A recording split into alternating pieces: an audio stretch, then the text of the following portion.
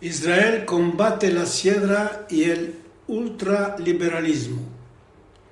Desde que Israel se fundó, él fue observado con lupa por la mayoría de los movimientos políticos de la siembra internacional y por los ultraliberales que no se arrestaron fin hoy en día de criticarlo por cualquier razón y de no aceptar a reconocer su existencia, mismo si ella fue votada por la Asamblea de las Naciones Unidas. Mi papá me decía, los goyes nunca nos darán sus apoyos porque somos una umma única y diferente de las otras.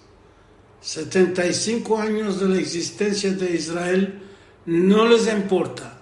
Ellos siempre meten en duda su existencia y el conflicto israelo-palestiniano es una buena ocasión para encorajar el antisemitismo sobre sus diferentes fachas. ¿Cómo hacer para impedir esta situación que perdura desde miles de años? Israel actualmente tiene el poder de defenderse y deberá mirar, gracias a su fuerza político-social, a combatir esta enemistad que crea mucho daño a la política de poder topar un reglamento del conflicto con los palestinos. Con el establecimiento del nuevo gobierno Netanyahu, Israel trocó su gobierno de raíces centro-sieda a uno de una coalición de pura derecha. Como sabemos, Netanyahu dirigió el país muchos años y conocemos su manera de obrar.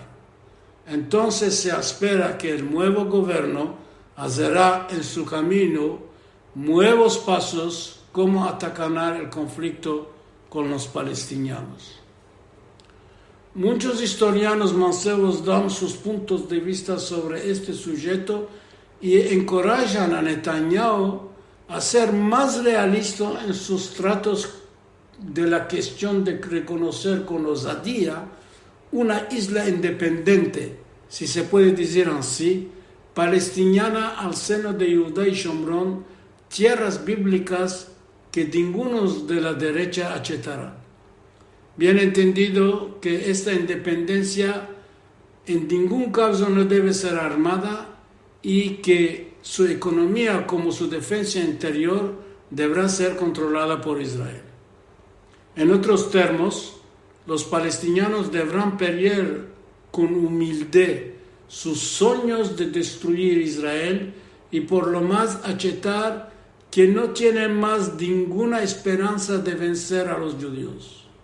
En el momento que decidieron de aceptar que perdieron sus luchas, Israel será el vencedor y la guerra se terminará. Es ahora que el antisemitismo de la calle palestina podrá ser controlado y mejorado. Mas la realidad de hoy es que la fantasía de destruir Israel existe en mayoría no solo entre los palestinos, mas en una grande partida de los árabes que mismo sus gobiernos tienen acuerdos de paz y de reconocimiento con Israel. La Etiopía árabe es mantenida por los antisemitas y anti-israelianos del occidente como del oriente. Basta de ver la manera que Israel es condenado en las Naciones Unidas y en las cancillerías diplomáticas. Ni el Irán, ni la Corea del Norte, ni la Rusia y ni mismo países de la América del Sur no fueron y no son condenados tanto como Israel. Netanyahu deberá ocuparse de este estado y probar que Israel es la sola democracia en el Medio Oriente fuerte en sus principios de respeto de los derechos humanos. No es cosa fácil, mas es posible de realizarla gracias a una diplomacia y a una informativa bastante activa en este tema. No permitir a que consejitas falsas sin evidencias sean contadas en la prensa escrita y televisada combatir fin a que la calle musulmana abandone la idea de poder vencer a Israel y mirar de impedir a que esta esperanza continúe a existir. No a mostrar generosidad en ningún caso en la vida de cada día, no dar contenteza al enemigo son cosas probadas en la historia. Los enemigos de hoy miran de hambrear, a cortar la energía y la agua a fin de vencer. Tenemos a bastantes modelos, la Rusia, la Corea del Norte, el Irán y más, hoy son debajo de embargo económico. El escape es de meterlos en cucleas, si se puede. La política israeliana deberá tomar lecciones de estos estados precarios y no facilitar la vida de sus enemigos.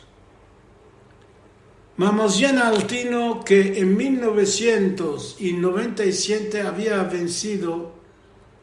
nos había venido que Israel en 1967 había vencido con una victoria extraordinaria en la historia de la humanidad los enemigos árabes y sus partisanos.